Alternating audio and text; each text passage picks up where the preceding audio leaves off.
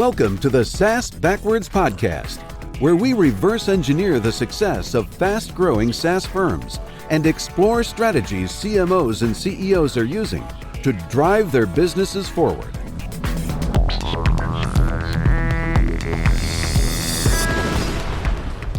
Welcome to SaaS Backwards, a podcast that helps SaaS CMOs and CEOs accelerate growth and enhance profitability.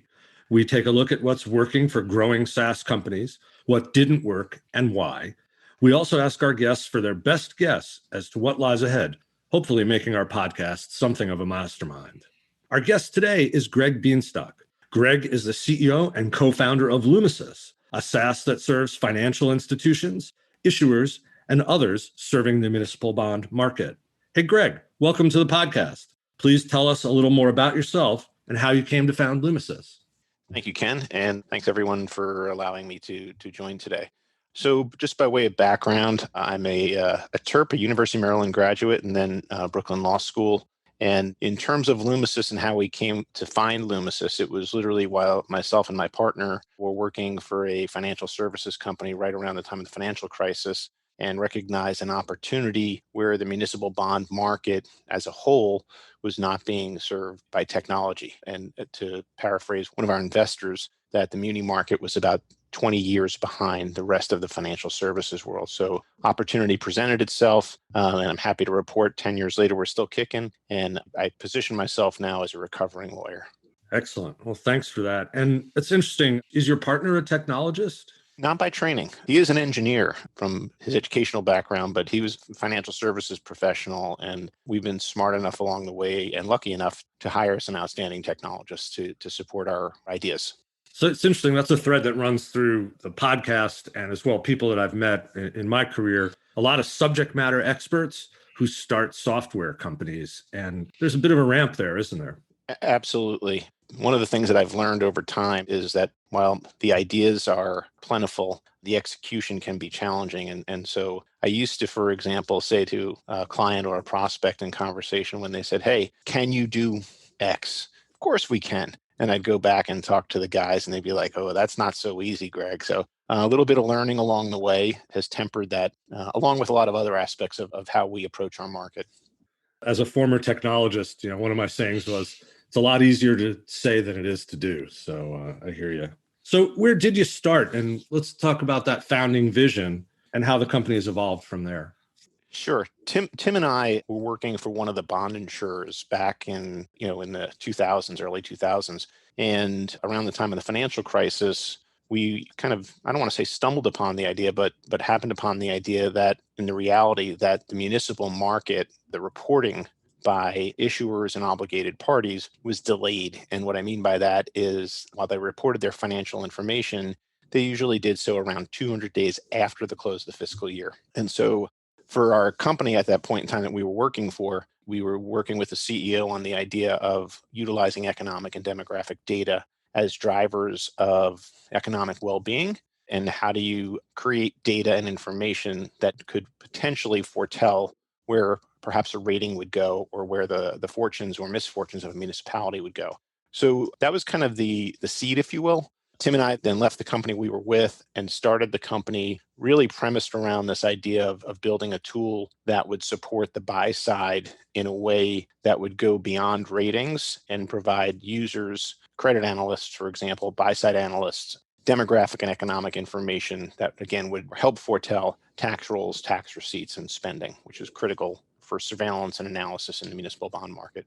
So this was basically a tool to help people understand the risk associated with the investments they might have or take in the future.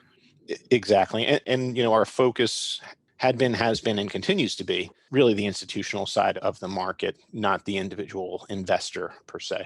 So how broad was that first product? Can you tell me what was the entry point into the market? Sure. Our focal point initially was around the buy side of the market. So you're talking about institutions that are buying municipal bonds. So whether they're insurance company or funds or institutions that are buying on behalf of clients or for themselves. So the market itself was a decent size. What we confronted very quickly was the reality that the appetite for spend on that side of the market was somewhat limited. And quite candidly, they just weren't used to spending money. They had analysts and they were doing it, and they were relying in many respects on the rating agency or the stale financial information that came out, and it was, quote, good enough until the stuff hit the fan, and then all of a sudden people wanted more. But again, the challenge that we encountered was, going into some very large institutions that you would think had lots of capital. The idea of spending $15,000 for software for a user was, that's a lot for me to ask. And so that created a challenge for us in terms of how do you grow that market? How do you grow that business? So you had a cool product and it had a use, but it was hard to make the case. Yeah.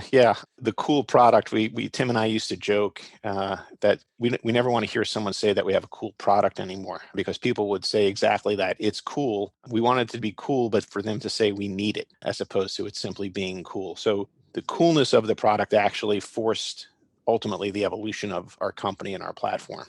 It sounds like you had to go back and actually listen more to what the clients needed, what their pain points were. How did you assess that? How did you dig into that? Maybe I'll take a little bit of a step back. So, as I said, this first product, this kind of buy-sided product, we had the cool factor. There was somewhat of a need, but the appetite for spending, to summarize it, was somewhat muted or limited, and for a host of reasons. And, after a short period of time, we took the view that we needed to do something different to engage the market in a more significant way.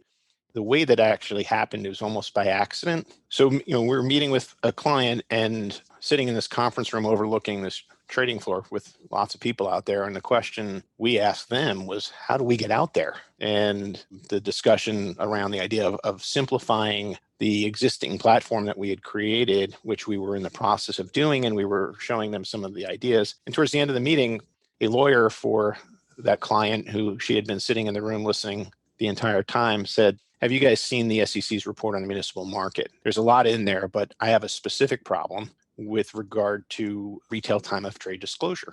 And specifically, if I'm required to do what they're saying, it's going to take me 20 to 30 minutes per trade. And if I have to do that, we're going to have to hire more people, or alternatively, we're going to have to change our approach with our clients. And we don't want to do that. So you're smart guys, figure it out. So Tim and I went back and got smart. My legal background did come in handy there in terms of understanding the reg that we were trying to solve for. And we essentially took a problem that our client communicated to us in 20 to 30 minutes and got it down to a second. And that was the kind of beginning of our significant pivot for a number of years into what I'll call the reg tech market, without abandoning our initial market and the data that we started to consume and produce, but from the ability to grow the business more rapidly and meaningfully.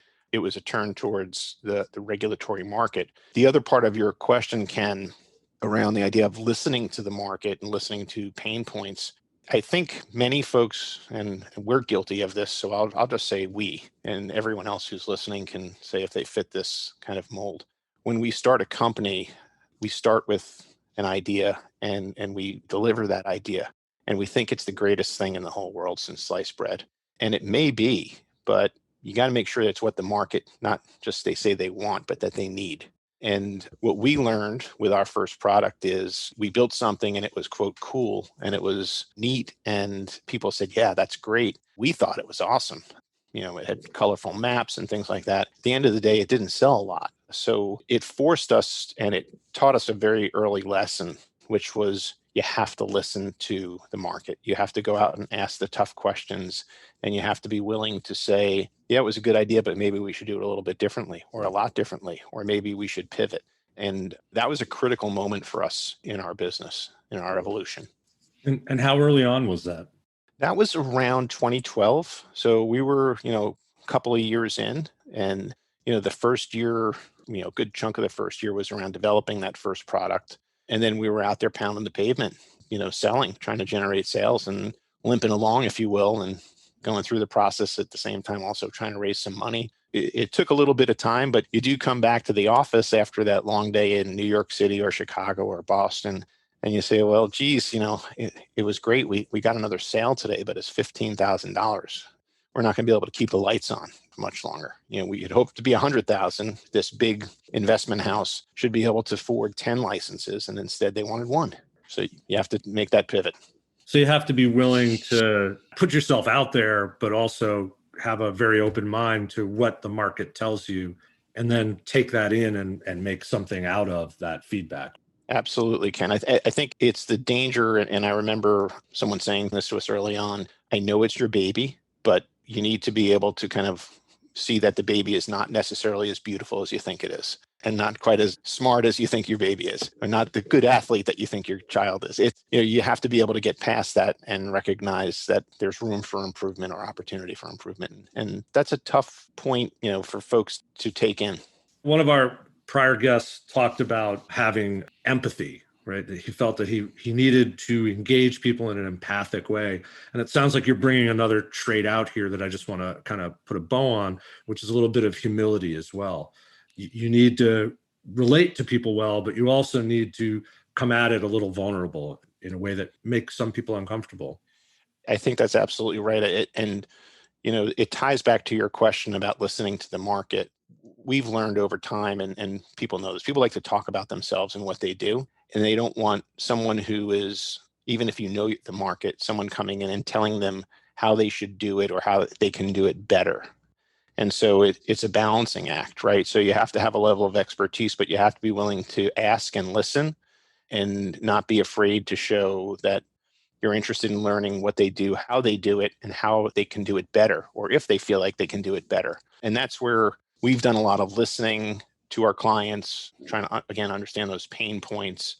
And then once you have that information, then you get to this, what I call assessment phase, right? So you've either built something or thinking about building something to serve a market need. And the assessment is, I always like to say, and Tim always says this to me, is it going to help us sell more widgets? If we add this feature, or if we build this, will they come? And it's a very hard question, because you can sit with a prospect and ask the question and they go, yeah. And then you don't know if that person's going to be there 6, 9, 12 months from now, or the environment changes and they don't have any spend, or no, they really meant it. So you do get to a point where after listening, you have to make that assessment and kind of jump in and go for it. This sort of is a great segue to the next question, which is, this is really a niche market, right? And so we're talking about a niche SaaS. How do you grow in what might appear to be a finite market? Yeah, our market definitely is finite. The fixed income municipal market is large in terms of number of issuers in the marketplace, number of bonds in the marketplace. It dwarfs the corporate market.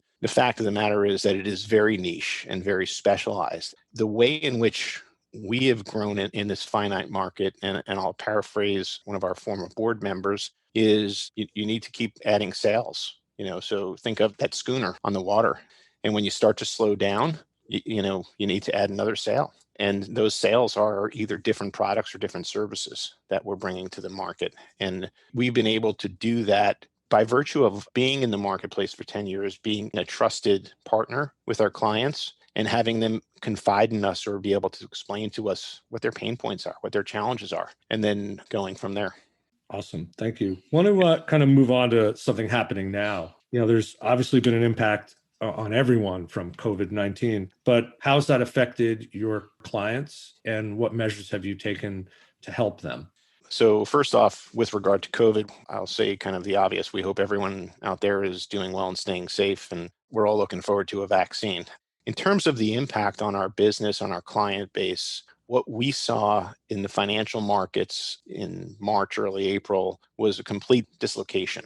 And the impact on every aspect of our market was pretty severe in terms of what happened to prices of bonds, what happened to the yield, which goes in the other direction, and new issuance. And so that caused all market participants to pause in a very big way. And what that meant was, we don't know how long this lasts. We don't know what the future brings. Batten down the hatches, best way to describe it. And what that meant principally was no new spend. And for us, that was particularly challenging because we had the unfortunate reality of launching a new platform right at the beginning of 2020. Nothing like timing, right? Nothing like timing. And the reaction to it when we originally launched it was great. We were getting a very positive reaction. We had a number of firms that were ready to move. What we were doing is trials. Basically, they were signing a contract that was cancelable within 2 weeks, and otherwise they'd go forward. We had a number of contracts sitting with legal, kind of working through that process. And all of a sudden, the brick wall got put up. So that was pretty challenging from us from a business standpoint. And it caused us to take a step back and say, okay, how do we help the market? There is a need here. What we decided to do was to launch a free service to our market to really kind of speak to our market in the sense of we're trying to help. And this is part of our partnership with our clients, but also with the marketplace. And so what we did is we launched a free service where we went ahead and were monitoring the regulatory organization that's for the municipal bond market, where all the required filings are done. And we were sorting through those and identifying any COVID-related filings. And then on our website, we created a special portal where anyone can go and access those documents and download them. And we were doing that 3 times a day, just pumping that out there. And we promoted it in terms of advertising and letting folks know. We also added 2 specific features to 2 of our existing products that also would help notify the users with regard to COVID-related events as applicable to those products. And we felt that that was really important. Then I guess the last piece that we did, which was more community-based, this is, I mentioned earlier, we've been at this for 10 years. This summer was actually our 10-year anniversary. And what we decided to do instead of kind of celebrating, given everything that was going on, is to take some of the money that we were going to spend on that and donate it to local charities that were supporting folks impacted by COVID. So we decided that while there was a negative impact on our business and our ability to grow, we were going to try to find a way to be supportive to the market and show our partnership to the market. That's great. So being of service was an important response there, not only to potential clients, but the market you serve and as well the community that you operate in. I imagine that has some really positive impact, both in your dealings with customers and prospects and your employees. We asked ourselves a question when we first launched that free service. We said, should we charge for this? And we said, people would kind of frown on that. And that's not who we are as a company. We're in business to make money. We're very clear about that. At the same time, it wasn't about taking advantage of the market. It was about demonstrating our goodwill. Hopefully you pay it forward, right? Hopefully folks recognize that and appreciate what you've done. So, and we've seen good level of appreciation and acknowledgement from the market from what we've done. That's a great story. So I want to go from the heart to the analytical, if you don't mind. I want to know a little bit about the KPIs that guide you as you scale this business and, how they evolve from earlier days to today. So what are you doing to help make sure you're flying the plane right? Our focal point, and kind of depends who you ask. If you ask some of our investors, they may have slightly different interests. So we tie it all together. But from my perspective and Tim's perspective, where we focus, probably one of the most important is just ARR, annual recurring revenue. And tied to that, very closely to that, is our contract tenure. We strive to have multi-year contracts so that we're building what we call TCV, total contract value, a book that is pretty stable, that is kind of evolving. So those are 2 very key points. And then the third within that kind of construct for me is retention. I think you can build the greatest software, have the greatest salesperson out there. If you don't have evolving software, developing software, and critically important to our business, outstanding client service, that's going to impact your ability to retain those clients, right? So that when we bring in new clients every year, we're growing the book. We're not just kind of running on the treadmill, keeping the status because we're losing folks. So those are pretty important 3. Tied to that is in that now you start to get to the economic side of the equation, right? Is, your profitability and margins. And so again, looking carefully at that and your growth trajectory. So when you're talking about margins and profitability, but also your ARR, so growth as well. So if I were to kind of sum it up, those are the pretty critical key KPIs that we focus on. It's interesting, you mentioned multi-year contracts, and we see as a lot of folks, really they're on MRR. They're just month to month with a lot of their clients. So the step change for them is to get to an ARR, an annual model. Was it hard to get people to go for 2 or 3 years? And how do you get to that? Because that seems like a holy grail almost. We started with kind of the approach with our first product, we'll take monthly. We'll take whatever you got. And as we evolved, where that really came into being is I'll credit a gentleman who used to work with us who had an outstanding background in business development. And when we were going down the road of launching that first RegTech product, and the client who asked us, his comment was, we should get them to commit to 3 years. And we're like, how the heck are we going to do that? And he said, well, we're building a platform for them, for Christ's sake. Let's just go for it. I asked, he said, go and, we'll be confident that this is the way it has to be done. It's benefit to them. It's benefit to us. And, much to our happiness, he was right. The next time we go out and we sell this product, it's brand new, but it's addressing a critical regulatory need. Let's ask. And I think the receptiveness to the product and to the idea of a multi-year contract was we were solving a regulatory need. They want a solution in place and they don't want to have to worry about it. And we also kind of basically gave them a right to pull out of that if we screwed up. If we don't deliver, if we don't meet the requirements of what we're saying, you have a right to fire us. And we have a right to cure, but it was a right to fire us. And we were able to get there. And when we launched our second regulatory focused product, which was in response to an SEC initiative, it was essentially the same thing. That first client comes on board and they actually said, well, because we gave them great pricing, they said, well, we'll sign a 5-year contract. We were thrilled. And they said, but if you screw up, we want to be able to get out.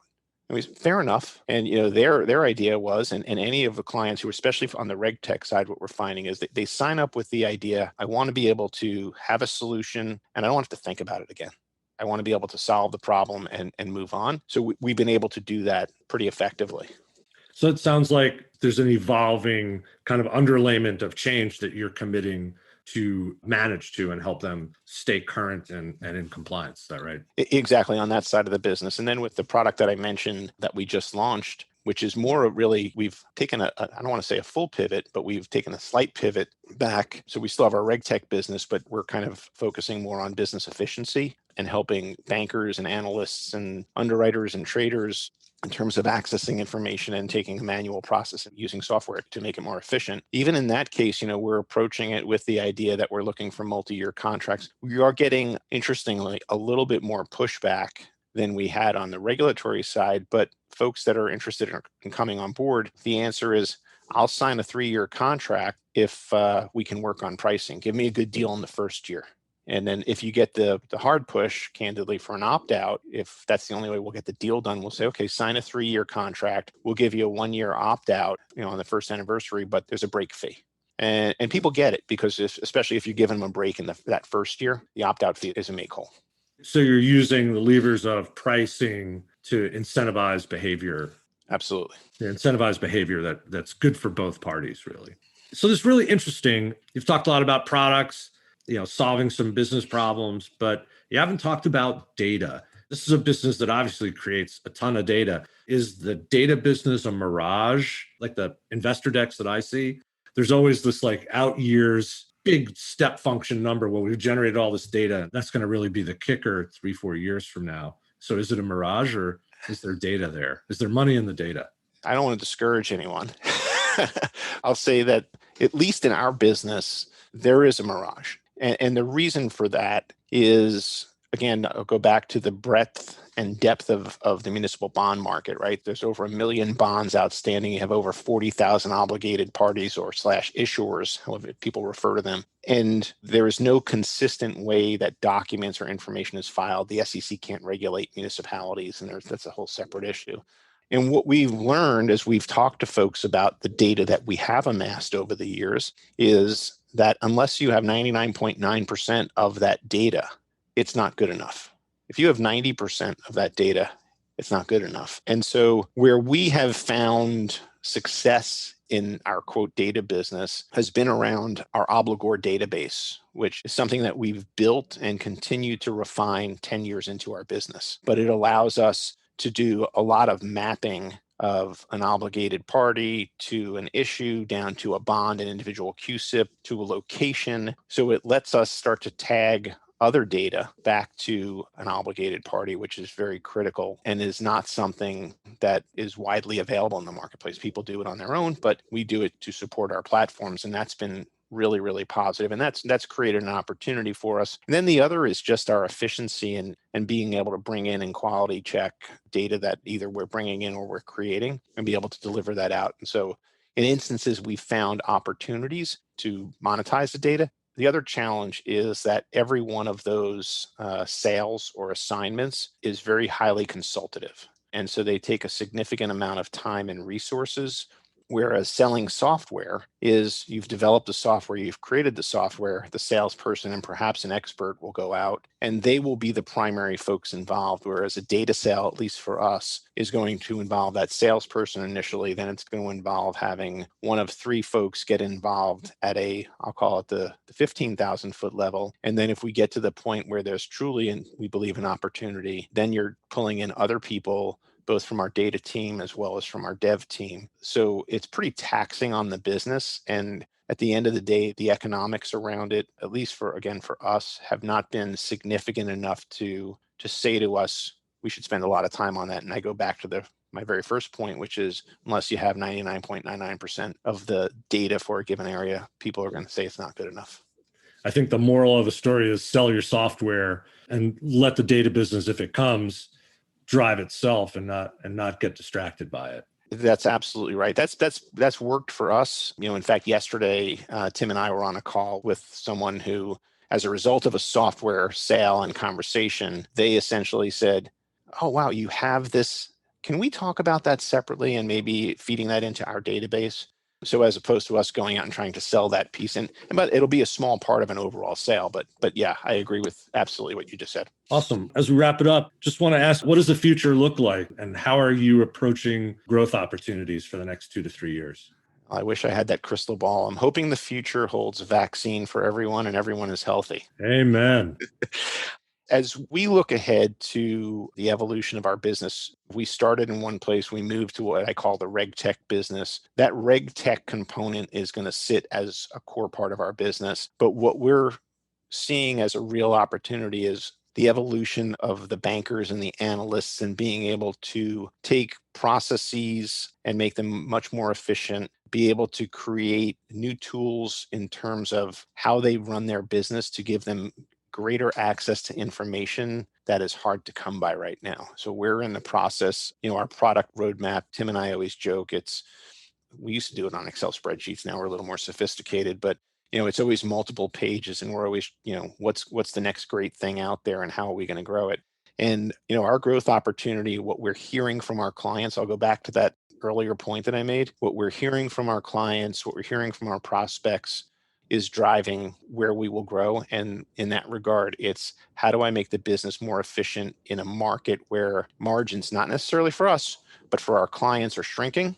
We need to help them control costs. And that involves making them more efficient, letting them use technology to make their people more efficient, and recognizing that a technology spend with a third-party vendor is more beneficial than them trying to build it themselves, which is usually a recipe for disaster, what we have seen in a lot of firms. Well, that's a great place to land. Definitely the buy it or build it. That's the age old in the software business. And I think especially in something as complex and the investment being highly leveraged in terms of the potential outcome, they should definitely come to you first. I'm going to take that quote and send it to all of our prospective clients. There you go. Hey, if people want to learn more about your company, how can they do so? Visit our website, www.lumesis.com. And folks who are interested in a follow-up chat with me, I'm happy to spend a few minutes as well. And how can someone reach you if they want to do so? Email is probably the best, which is gbienstock@lumesis.com. Actually, my email address is on our website as well. Awesome. Well, thank you so much, Gregg, for spending time with us this morning. Really appreciate it. Ken, thank you. And thank you for having me, and really enjoyed the conversation. Yeah, it was great. I want to thank everyone who listened this far. SaaS Backwards is a podcast of Austin Lawrence Group. We'd be happy to help any SaaS CEO or CMO with their scaling, identifying issues in respect to churn, or needs to improve customer success to enable growth from within their customer base. Thanks, everyone. Have a great day.